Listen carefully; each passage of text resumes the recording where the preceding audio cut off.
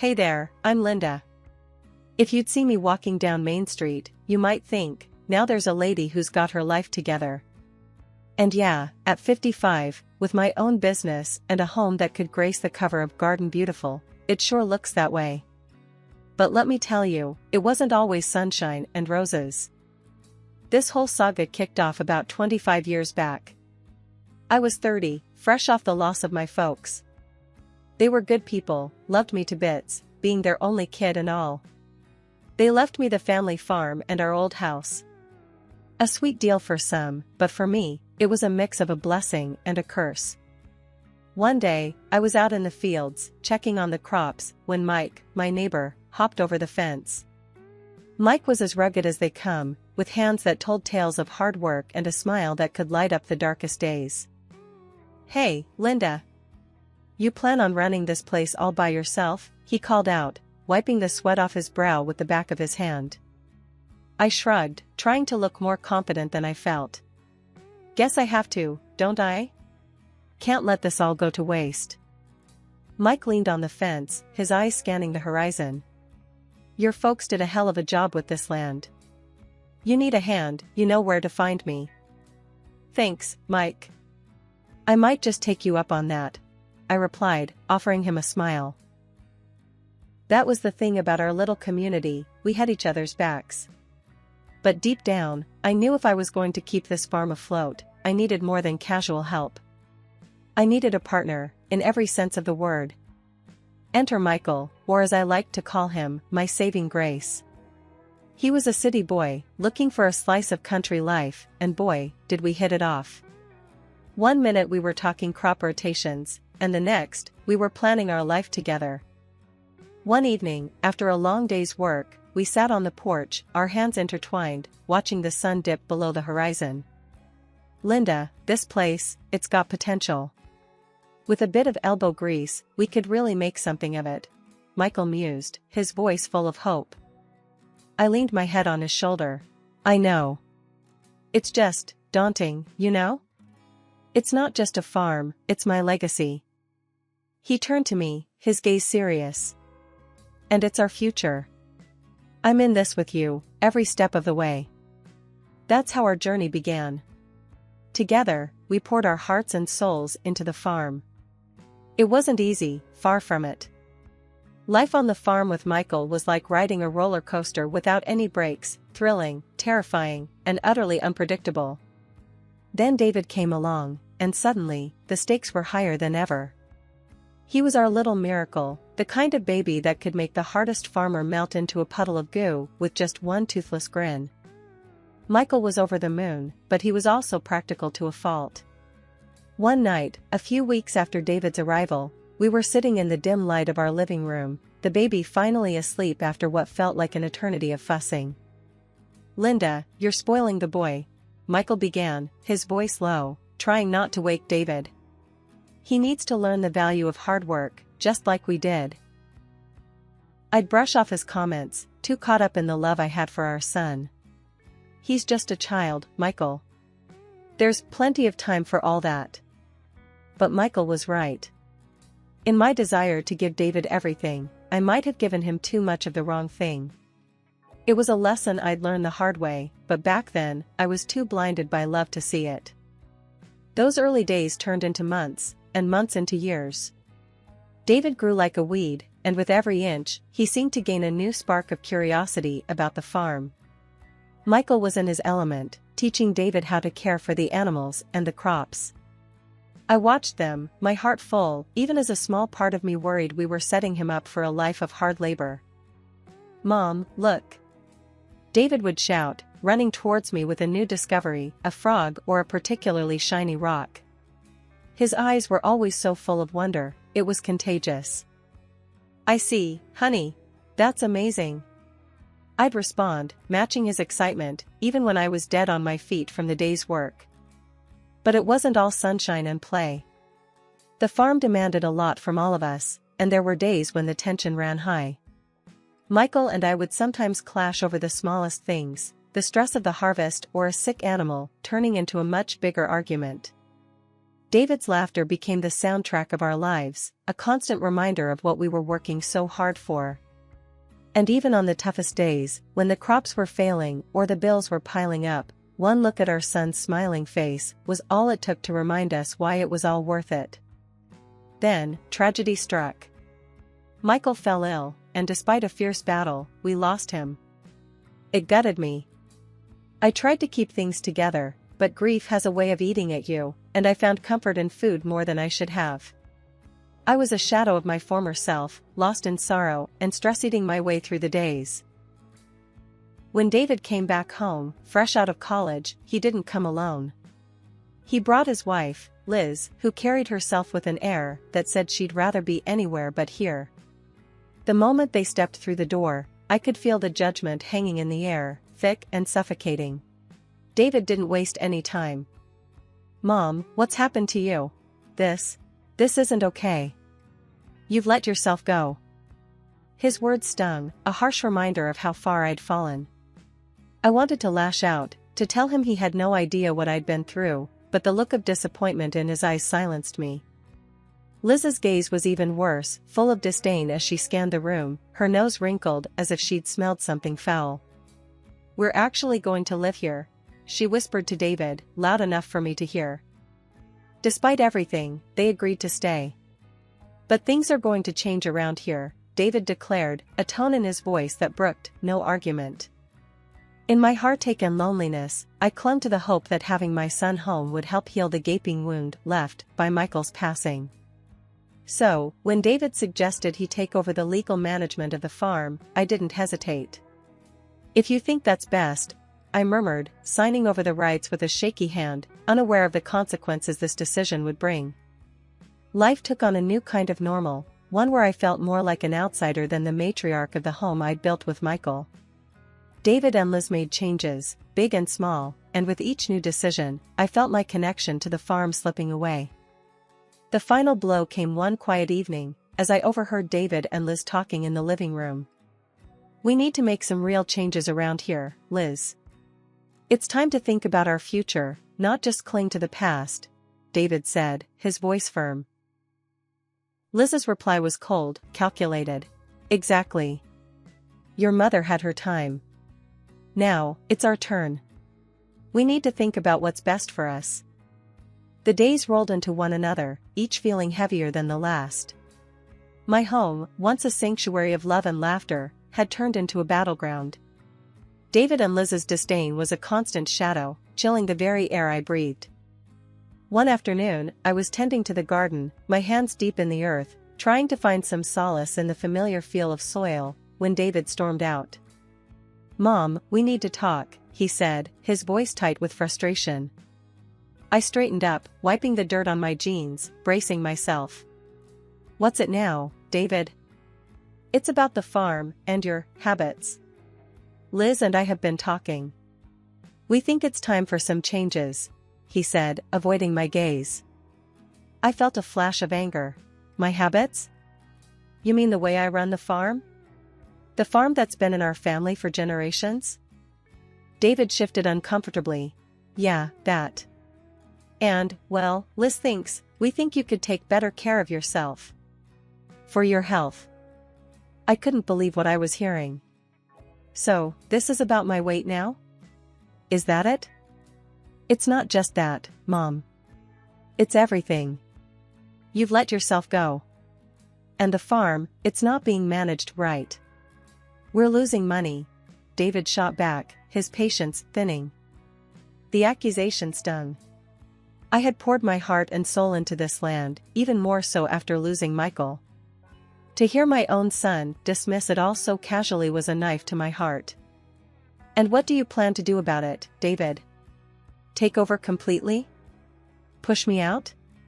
My voice was sharp, laced with hurt and anger. David sighed, running a hand through his hair. "I don't know, Mom.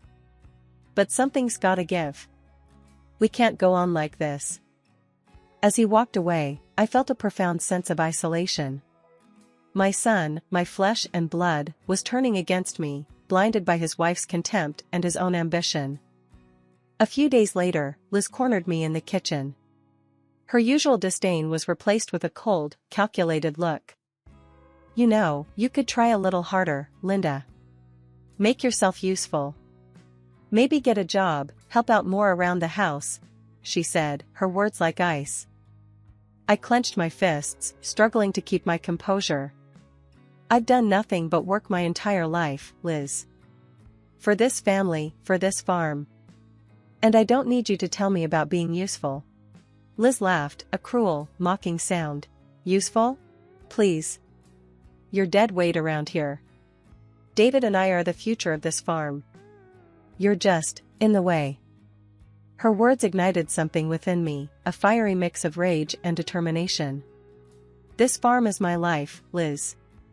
I won't be pushed aside, not by you or anyone else.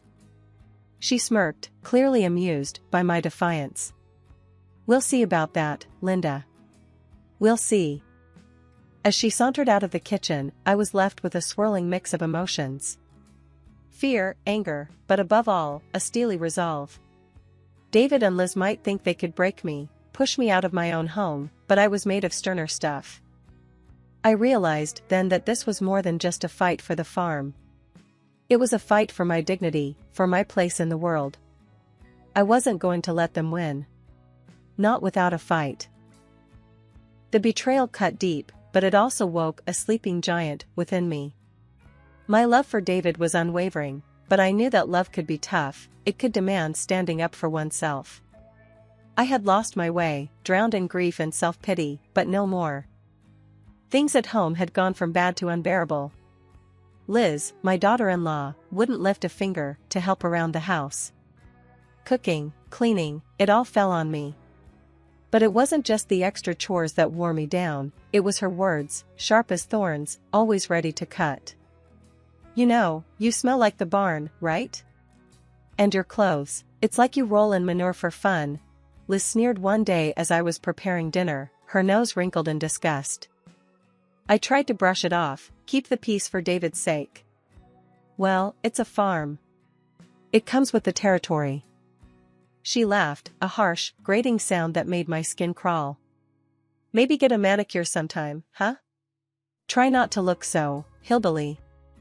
I felt a lump in my throat, the loneliness and unhappiness pressing down on me. This wasn't the family life I'd imagined. Things escalated when I mentioned a dentist appointment I had coming up. David, my own son, blew up.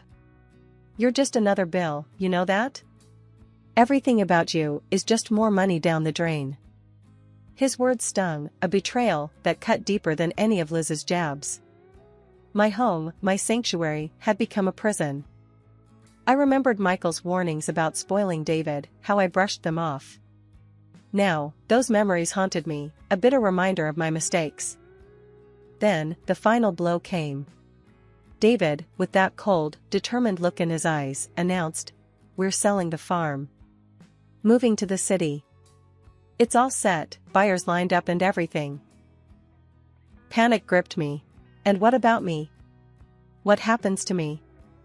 Liz's laugh, cruel and mocking, was the only response. Oh, you think you're coming with us? Dream on. You can stay here. Maybe someone will take pity on you. Their words echoed in the empty house, a stark reminder of how alone I was. My family, my home, my whole life, it was all slipping away. But something inside me snapped. I wasn't going to let them erase me, not without a fight. My voice, steady despite the turmoil inside, challenged them. You think you can just throw me out, just like that? This is my home too, and I won't go down without a fight. David's face hardened. You don't have a say in this anymore. We've made our decision. I stood my ground, my resolve hardening. We'll see about that. I'm not as helpless as you think. As they walked away, leaving me in the silence of my betrayal, I knew this was more than just a fight for a piece of land. It was a fight for my dignity, my legacy, and my rights. I might have been down, but I wasn't out. Not by a long shot. After the shock wore off, anger and determination took its place. I wasn't about to let my son and his wife bulldoze over me. I knew I needed help, someone who knew the ins and outs of the law. That's when I thought of Tom, a lawyer friend of Michael's. I hadn't spoken to him in years, but desperate times called for desperate measures. I picked up the phone, my hand shaking slightly. "Tom, it's Linda. I need your help." Tom's voice was a balm, calm and steady. "Linda, it's been ages. What's going on?" I poured out the story, the pain and betrayal, coloring every word. Tom listened quietly, only interrupting to ask for clarifications. When I finished, there was a heavy silence. "Linda, I'm sorry you're going through this. But I think you've got a strong case. Let's meet tomorrow, go over everything. We'll find a way to fight this." Hanging up, I felt the first glimmer of hope in what felt like forever. The meeting with Tom was a revelation. He dug through the deeds, the wills, and all the legal documents my husband had left behind. "Michael was a smart man," Tom said, pointing to a clause in the documents. "He made sure you'd always have a say in what happens to the farm. Your son can't sell it without your consent." Armed with this knowledge, I confronted David and Liz. They were in the living room, going over plans, their dreams of the city life spread out on the coffee table. "I spoke to a lawyer," I said, my voice stronger than it had been in days. David looked up, annoyance flashing in his eyes. "And what? You're going to sue your own son?" "If I have to," I shot back, the documents clutched in my hand like a shield. "Did you know your father made sure I'd always have a say in the farm? You can't sell it without my consent." Liz laughed, but there was a hint of nervousness in it now. "She's bluffing." But I laid the documents on the table. "I'm not bluffing. This is the truth. You want to fight this? Go ahead. But you're not going to win." The change in them was immediate. The confidence, the smugness, it all evaporated, replaced by uncertainty and fear. The revelation hit David like a physical blow. His anger turned to fury, a venomous look directed at me. "So, this is how it is? You'd rather see us ruined than help your own son?" "It's not about ruining anyone. It's about protecting what's mine. What your father and I worked for," I replied, my resolve firm. David's fury boiled over. "All you care about is this farm. Not me, not us. You know what? We don't need you. We don't need any of this." Liz joined in, her words laced with venom. "Yeah, we thought we could use the money, but if this is how it's going to be, forget it. We're better off without you." Their insults stung, a bitter pill to swallow. But as they stormed out, leaving me standing alone but resolute, a weight lifted off my shoulders. The realization hit hard, David's love had been conditional, tied to what he could gain from me. The house was silent after they left, a stark contrast to the chaos of the confrontation. But in that silence, I found strength. I had stood up for myself, for Michael's legacy, and though the future was uncertain, I felt a sense of peace. With David and Liz gone, the silence of the farm wasn't as oppressive as I feared, it felt like a clean slate. The first few weeks were tough, not gonna lie. Waking up to the vast, empty house felt eerie, but also sparked something in me I hadn't felt in years: freedom. I started with the garden, Michael's favorite spot. It was overgrown, a wild tangle of weeds and memories. As I dug into the earth, clearing away the neglect, I felt closer to him than I had in a long time. Tom dropped by one afternoon, a surprise visit. He found me in the midst of my gardening, hands dirty, hair a mess. "Making progress, I see," he said, a warm smile on his face. I stood up, brushing the dirt off my jeans. "Trying to. It's good to see you, Tom. Wasn't expecting company."